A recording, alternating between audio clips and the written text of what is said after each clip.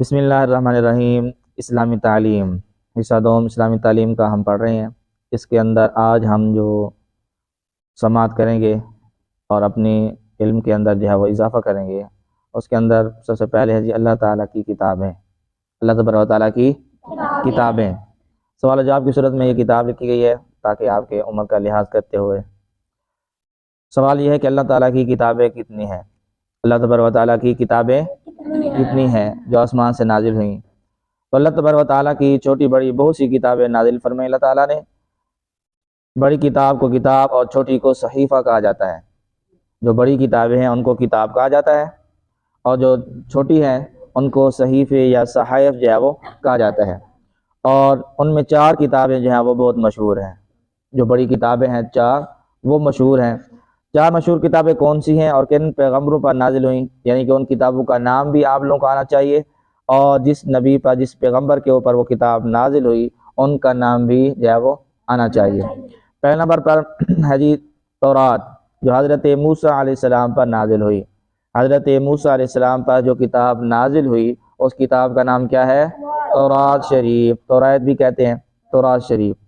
دوسرے نمبر پر زبور، دوسری کتاب کا نام کیا ہے؟ زبور، جو حضرت داؤد علیہ السلام پر نازل ہوئی۔ زبور حضرت داؤد علیہ السلام پر جو ہے وہ نازل ہوئی۔ تیسری کتاب انجیل، جو حضرت عیسیٰ علیہ السلام پر نازل ہوئی۔ اور چوتھی کتاب قرآن مجید ہے جو ہمارے نبی حضور سید عالم صلی اللہ تعالی علیہ وسلم پر نازل ہوا۔ ٹھیک ہے نا، تو یہ 4 کتابیں ہیں، تورات حضرت موسیٰ علیہ السلام پر، زبور حضرت داؤد علیہ السلام پر، انجیل حضرت عیسیٰ علیہ السلام پر، اور قرآن مجید نبی آخر الزمان ہم سب کے پیارے آقا صلی اللہ علیہ وبارک وسلم کے اوپر جو ہے وہ نازل ہوئی۔ کیا یہ کتابیں آج بھی دنیا میں ملتی ہیں؟ یہ کتابیں تورات زبور انجیل یہ کتابیں آج بھی ملتی ہیں کہ نہیں ملتی؟ تو فرماتے ہیں یہ سب کتابیں ملتی ہیں، یہ سب کتابیں ملتی ہیں، لیکن قرآن مجید کے علاوہ باقی کتابوں کو یہودیوں نے نصرانیوں نے جو ان کو کیا کر دیا، اس کو تبدیل کر دیا، چینج کر دیا ہے، گڑھا بڑھا دیا ہے، اپنی طرف سے چیزیں جو وہ ڈال دی ہیں، اور جو چیزیں ان کو اپنے خلاف نظر آتی تھیں وہ چیزیں جو ہے وہ نکال دی ہیں۔ ٹھیک ہے، تینوں کتابوں کے اندر تورات زبور انجیل تینوں کے اندر جو ہے وہ رد و بدل ہو گیا ہے، وہ تبدیل ہو چکی ہیں، اپنی اصل حالت پر موجود نہیں ہے کہ جس طرح نازل ہوئی تھی، رب تعالی نازل فرمائی تھی، جس طرح جو احکامات جو چیزیں ان کے اندر شامل تھیں، تو اس طرح آج دنیا پر وہ موجود نہیں ہے، بلکہ یہودیوں نے نصرانیوں نے کیا کیا ہے، اپنی طرف سے ان کو گھٹا بڑھا دیا ہے۔ لیکن قرآن مجید جو اپنی اصلی حالت پر موجود ہے، قرآن مجید اپنی اصلی حالت پر جو وہ موجود ہے۔ کیا قرآن مجید میں کسی نے کچھ گھٹا یا بڑھایا ہے؟ نہیں، ہرگز نہیں۔ قرآن مجید جس طرح آج سے 500 سال پہلے حضور سید عالم صلی اللہ علیہ وبارک وسلم کے ظاہری زمانے میں آپ پر جس طرح نازل ہوا تھا، تو اسی طرح آج بھی قرآن پاک اسی طرح موجود ہے۔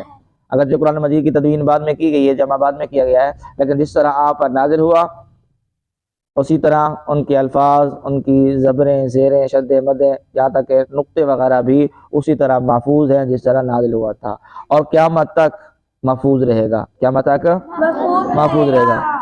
قرآن مجید میں کیوں فرق نہیں آ سکتا؟ باقی تو تبدیل ہو گئی ہیں، تو قرآن پاک میں کیوں فرق نہیں آیا یا آگے فرق نہیں آ سکتا؟ اس کی وجہ کیا ہے؟ بتاتے ہیں کہ اس کی وجہ یہ ہے کہ اس کی حفاظت کا ذمہ اللہ تبارک و تعالیٰ نے خود لے لیا ہے۔ اللہ تبارک و تعالیٰ نے قرآن مجید میں فرمایا ہے کہ یہ قرآن جس کو ہم نے نازل فرمایا ہے اور ہم ہی اس کی جو ہے وہ حفاظت فرمانے والے ہیں، تو جس کی حفاظت کا ذمہ خود رب تعالیٰ نے لے لیا تو اس کو کون جو ہے وہ تبدیل کر سکتا ہے، کون گھٹا بڑھا سکتا ہے؟ تو کسی کے اندر اتنی جرأت نہیں ہے کہ قرآن مجید کو گھٹا بڑھا سکے، اس کے اندر رد و بدل کر سکے۔ یہ قیامت تک اس طرح رہے گا۔ کل صحیفے کتنے نازل ہوئے اور کن پیغمبروں پر نازل ہوئے؟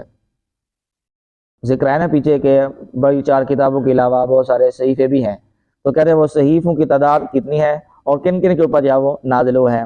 تو فرماتے ہیں صحیفوں کی تعداد صرف اللہ تبارک و تعالیٰ جانتے ہیں، یا اللہ تبارک و تعالیٰ کے بتانے سے اس کے پیارے رسول حضرت محمد مصطفیٰ صلی اللہ علیہ وسلم جانتے ہیں مکمل تعداد۔